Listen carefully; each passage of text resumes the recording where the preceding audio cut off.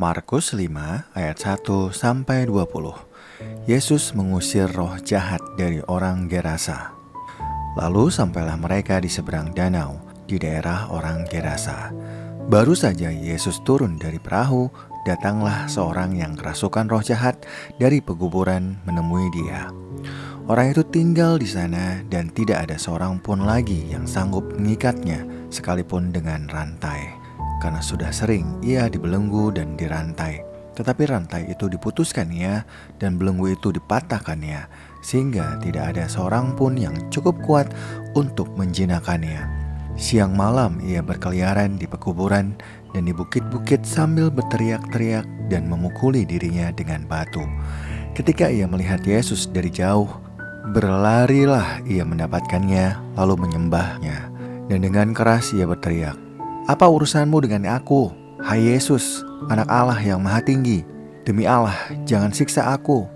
Karena sebelumnya Yesus mengatakan kepadanya, "Hai engkau roh jahat, keluar dari orang ini." Kemudian ia bertanya kepada orang itu, "Siapa namamu?" Jawabnya, "Namaku Legion, karena kami banyak." Ia memohon dengan sangat supaya Yesus jangan mengusir mereka keluar dari daerah itu. Di lereng bukit itu banyak sekali babi sedang mencari makan.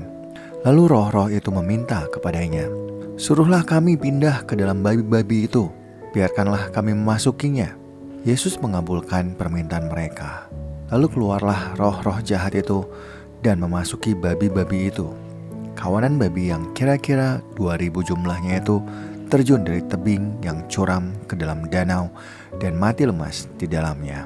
Penjaga-penjaga babi itu lari dan menceritakan hal itu di kota dan di kampung-kampung sekitarnya. Lalu keluarlah orang untuk melihat apa yang terjadi. Mereka datang kepada Yesus dan melihat orang yang kerasukan itu duduk, sudah berpakaian dan sudah waras. Orang yang tadinya kerasukan Legion itu, mereka pun merasa takut. Orang-orang yang telah melihat sendiri hal itu menceritakan kepada mereka tentang apa yang telah terjadi atas orang yang kerasukan setan itu dan tentang babi-babi itu. Lalu mereka mulai mendesak Yesus supaya ia meninggalkan daerah mereka. Pada waktu Yesus naik ke dalam perahu, orang yang tadinya kerasukan setan itu meminta supaya ia diperkenankan menyertai dia. Yesus tidak memperkenankannya, tetapi ia berkata kepada orang itu, "Pulanglah ke rumahmu, kepada orang-orang sekampungmu, dan beritahukanlah kepada mereka segala sesuatu yang telah diperbuat oleh Tuhan atasmu dan bagaimana ia telah mengasihani engkau." Orang itu pun pergi dan mulai memberitakan di daerah Dekapolis segala sesuatu yang telah diperbuat Yesus atas dirinya, dan mereka semua menjadi heran. Markus 5 ayat 21-43. Yesus membangkitkan anak Yairus dan menyembuhkan seorang perempuan yang sakit pendarahan.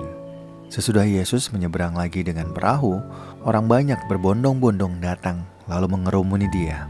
Sementara ia berada di tepi danau, datanglah seorang kepala rumah ibadat yang bernama Yairus. Ketika ia melihat Yesus, sujudlah ia di depan kakinya dan memohon dengan sangat kepadanya, "Anak perempuanku sedang sakit, hampir mati. Datanglah kiranya dan letakkanlah tanganmu atasnya, supaya ia selamat dan tetap hidup." Lalu pergilah Yesus dengan orang itu. Orang banyak berbondong-bondong mengikuti dia dan berdesak-desakan di dekatnya. Adalah di situ seorang perempuan yang sudah 12 tahun menderita pendarahan. Ia telah berulang-ulang diobati oleh berbagai tabib, sehingga telah dihabiskannya semua yang ada padanya. Namun sama sekali tidak ada faedahnya, malah sebaliknya keadaannya makin memburuk. Dia sudah mendengar berita tentang Yesus, maka di tengah-tengah orang banyak itu, ia mendekati Yesus dari belakang dan menyentuh jubahnya. Sebab katanya, "Asal ku sentuh saja jubahnya, aku akan sembuh." Seketika itu juga berhentilah pendarahannya dan ia merasa bahwa badannya sudah sembuh dari penyakitnya. Pada saat itu juga Yesus mengetahui bahwa ada tenaga yang keluar dari dirinya. Lalu ia berbalik di tengah orang banyak dan bertanya, "Siapa yang menyentuh jubahku?" Murid-muridnya menjawab, "Engkau melihat bagaimana orang-orang ini berdesak-desakan dekatmu, dan engkau bertanya, 'Siapa yang menyentuh aku?'" Lalu ia memandang sekelilingnya untuk melihat siapa yang telah melakukan hal itu.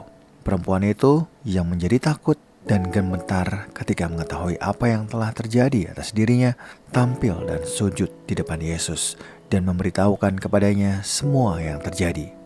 Lalu katanya kepada perempuan itu, "Hai anakku, imanmu telah menyelamatkan engkau. Pergilah dengan damai dan tetaplah sembuh dari penyakitmu." Ketika Yesus masih berbicara, datanglah orang dari keluarga kepala rumah ibadat itu dan berkata, "Anakmu sudah meninggal. Untuk apa engkau masih menyusahkan guru?" Tetapi Yesus tidak menghiraukan perkataan mereka dan berkata kepada kepala rumah ibadat, "Jangan takut, percaya saja." Lalu Yesus tidak memperbolehkan seorang pun ikut serta kecuali Petrus, Yakobus, dan Yohanes, saudara Yakobus. Mereka tiba di rumah kepala rumah ibadat dan di sana dilihatnya orang-orang ribut, menangis, dan meratap dengan suara nyaring. Sesudah masuk, ia berkata kepada orang-orang itu, "Mengapa kamu ribut dan menangis? Anak ini tidak mati, tetapi tidur." Tetapi mereka mentertawakannya. Semua orang disuruhnya keluar, lalu dibawanya ayah dan ibu anak itu serta mereka yang bersama-sama dengan dia masuk ke kamar anak itu.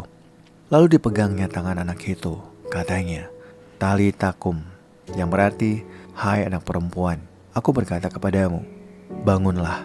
Seketika itu juga anak itu bangkit, berdiri dan berjalan, sebab umurnya sudah 12 tahun. Semua orang yang hadir sangat takjub. Dengan sangat ia berpesan kepada mereka supaya jangan seorang pun mengetahui hal itu. Lalu ia menyuruh mereka memberi anak itu makan.